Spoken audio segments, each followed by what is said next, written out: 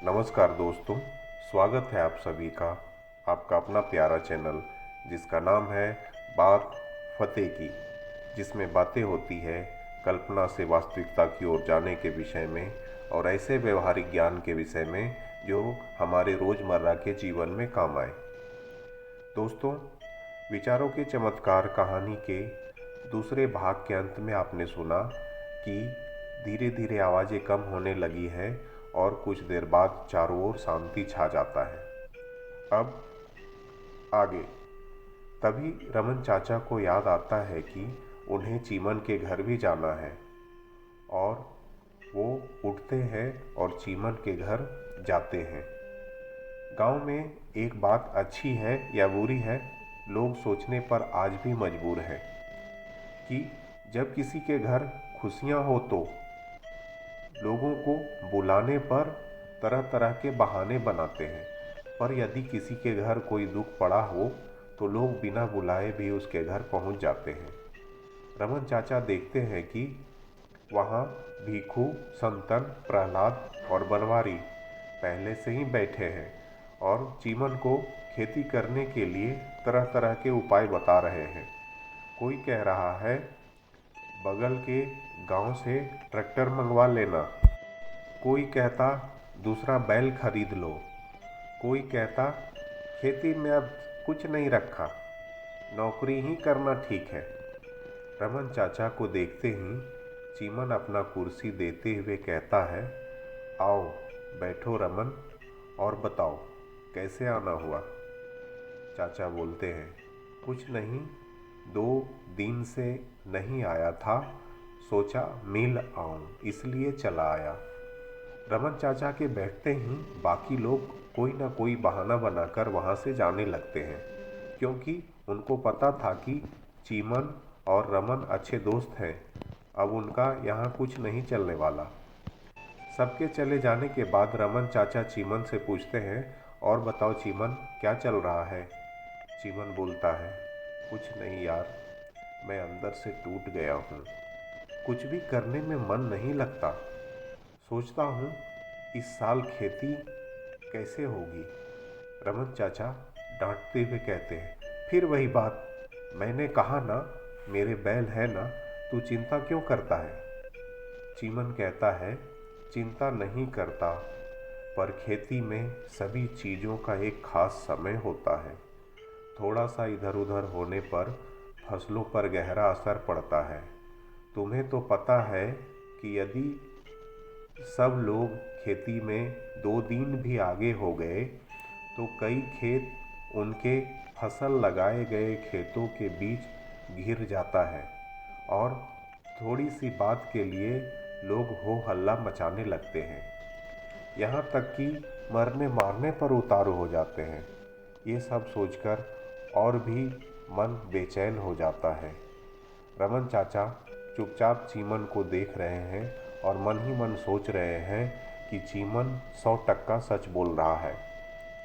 फिर भी उसमें हौसला बढ़ाने के लिए कहते हैं, तो क्या हुआ, फसल किसी का भी हो, बर्बाद होने पर गुस्सा तो आता है ना।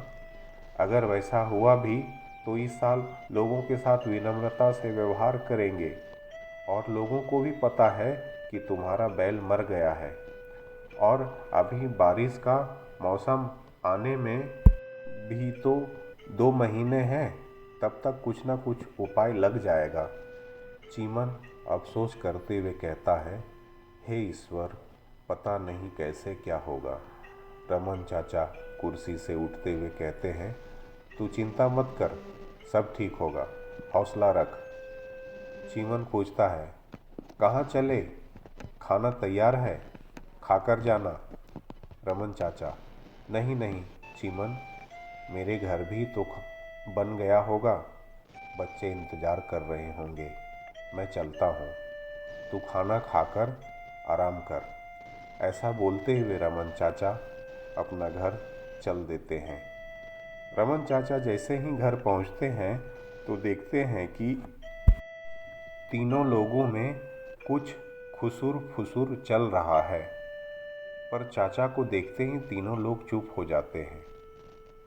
चाचा के पूछने पर सोनी झट से बोलती है, पिताजी, वो बनवारी चाचा शाम को बड़ा फावड़ा लेकर गए थे।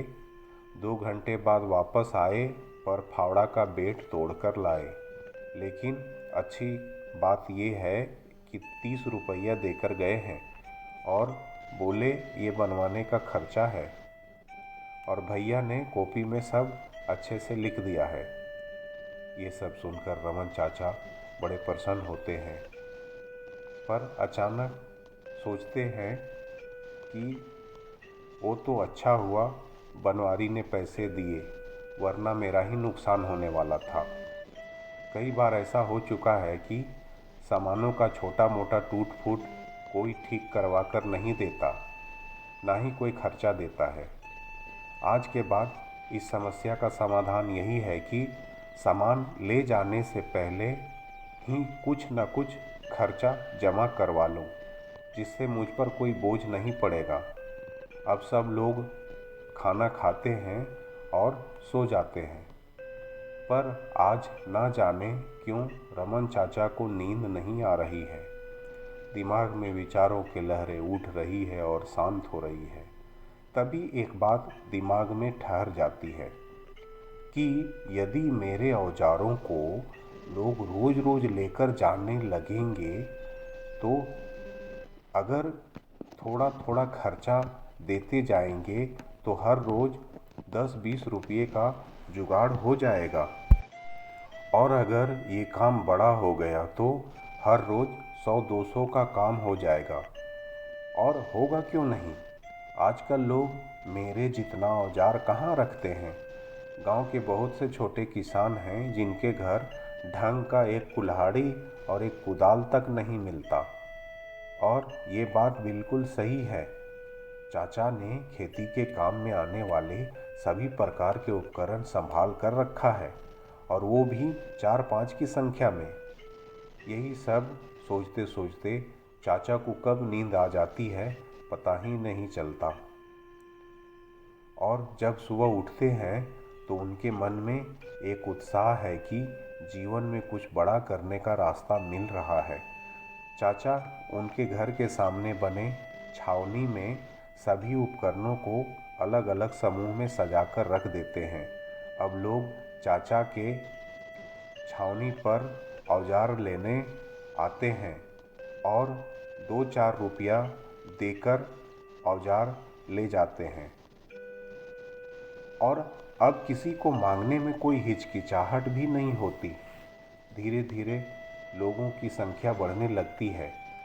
हर रोज़ चाचा के छावनी पर औजार लेने के लिए 10 से 15 लोग आने लगे हैं।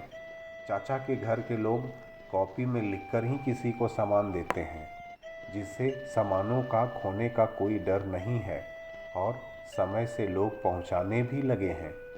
इस तरह से लोगों का भी बहुत बड़ा समस्या का समाधान हो गया है। अब कोई भी काम करना हो तो आसानी से औजार उपलब्ध हैं। अब किसी का कोई काम नहीं रुकता और अपना औजार बनाने का झमेला भी खत्म हो गया है। अब लोगों को पता है कि कोई भी सामान की ज़रूरत हो तो वो एक जगह मौजूद है। बस थोड़े से पैसा जमा करो और सामान लेकर आ जाओ। यह बात पूरे गांव वालों को पता चल गया। अब लोगों का संख्या और भी बढ़ गया है। अब तो सामान भी कम पड़ने लगे हैं। यह सब देख रमन चाचा ने सामानों की संख्या और भी बढ़ा दी है। अब चाचा के पास सभी सामान 20-20 की संख्या में हैं। अब सभी गांव वाले खेती के छोटे छोटे काम बहुत ही आसानी से करने लगे हैं।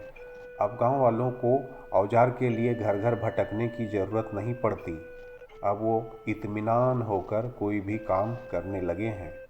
पर उनके पास एक समस्या ये है कि कुछ किसान ऐसे हैं जिनके पास 10 कट्ठा तो किसी के पास 15 कट्ठा खेत है, और खेतों का आकार इतना छोटा है कि उसमें ट्रैक्टर से जुताई संभव नहीं है।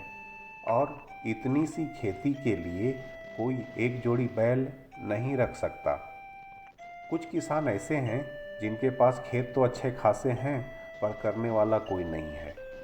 ये सभी समस्याएं रमन चाचा से छुपी नहीं है और रमन चाचा गांव वालों के जीवन में खुशी लाने के लिए रात दिन विचार करते रहते हैं। अब रमन चाचा के पास कुछ पैसे इकट्ठे हो गए हैं, इसलिए उनका विचार यह है कि वो एक नया हल और बैलगाड़ी खरीदेंगे। तभी उनको याद आता है कि ये दोनों चीज़ चीमन के पास है। चाचा चीमन के पास अपनी बात रखते हैं। चीमन अपने सामान को बेचने को तैयार हो जाता है, क्योंकि बारिश से पहले उसे अपने घर की मरम्मत करवानी है। चाचा उचित दाम देकर हल और बैलगाड़ी खरीद लेते हैं।